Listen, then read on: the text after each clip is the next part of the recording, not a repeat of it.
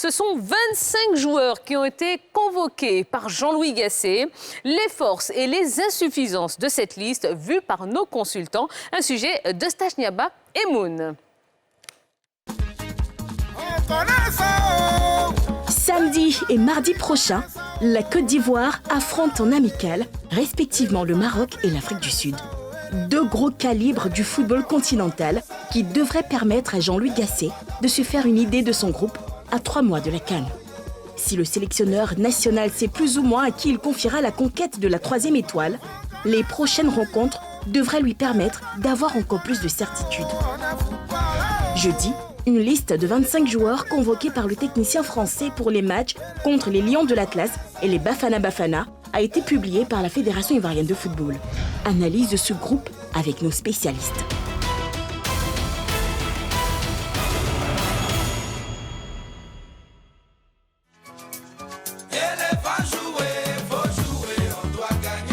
Premier constat, cette nouvelle liste de Jean-Louis Gasset est quasiment la même que la précédente. Le sélectionneur national joue désormais la carte de la continuité.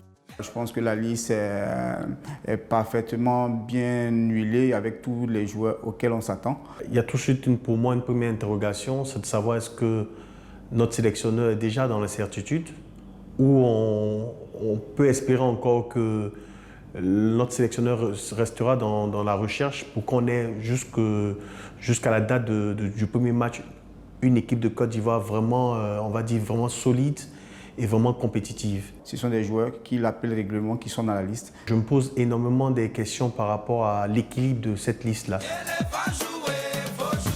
Si tous les postes sont quasiment doublés, à gauche de la défense, l'inamovible Ghislain Conan semble ne pas avoir de concurrent. Qu'est-ce qui pourrait justifier un tel choix? L'analyse de nos consultants. Pour moi, c'est quand même inquiétant parce qu'on a déjà vécu cette expérience.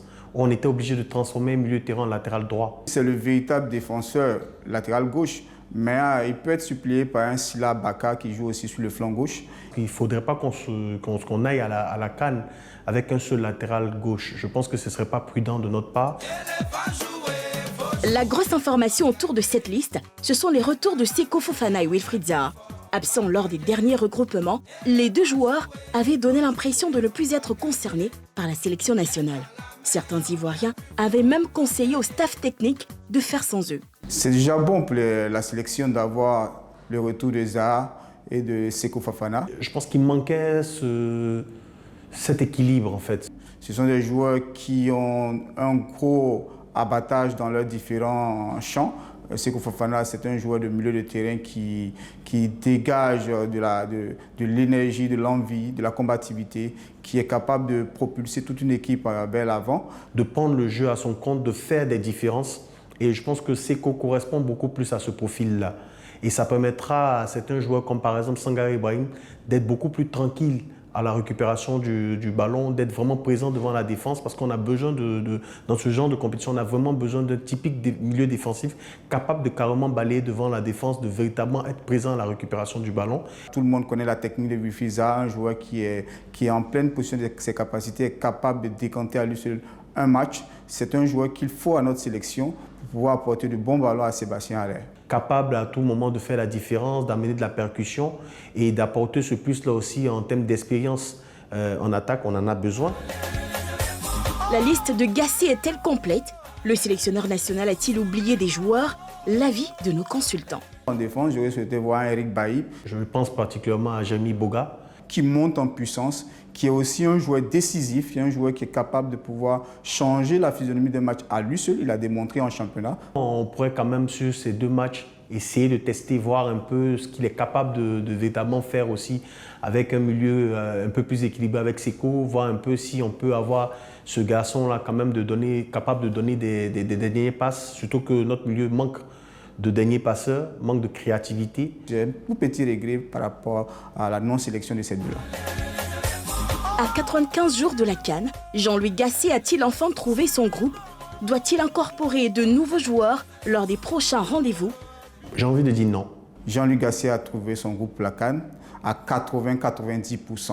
Une équipe nationale reste vraiment cette capacité à avoir les joueurs qui sont vraiment méritants, qui sont vraiment des joueurs qui sont vraiment dans la bonne forme. Depuis qu'il est là, Jean-Louis Gasset, il a utilisé 47 joueurs.